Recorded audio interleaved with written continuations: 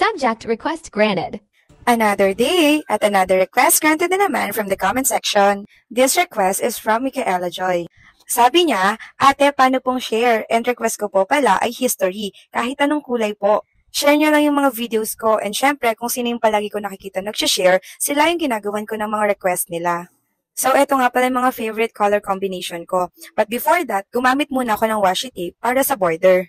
Yung washi tape nga pala ay nabili ko lang sa Shopee for only 80 pesos, ganun ang karami isang box. Sa mga namimiss dahil hindi ko na daw ginagamit yung mga alcohol markers ko, eto na po ginamit ko na. Eto nga pala yung favorite color combination ko. Pink, yellow, and blue. Kung nakikita nyo naman, sobrang ganda niya. O ako lang ba yung nagagandahan? Hindi ko na rin napakita ng buo kung paano ko sinulat yung word na history. Eto kasi yung kahinaan ko, yung kapag nagpo-focus ako sa pagkakaligraphy, nakakalimutan ko na i-focus yung camera. Sobrang simple lang nitong front page or divider idea na to. Ang practicein nyo lang is yung calligraphy. Share this video and comment your request, plus your favorite color. Yun lang, happy watching!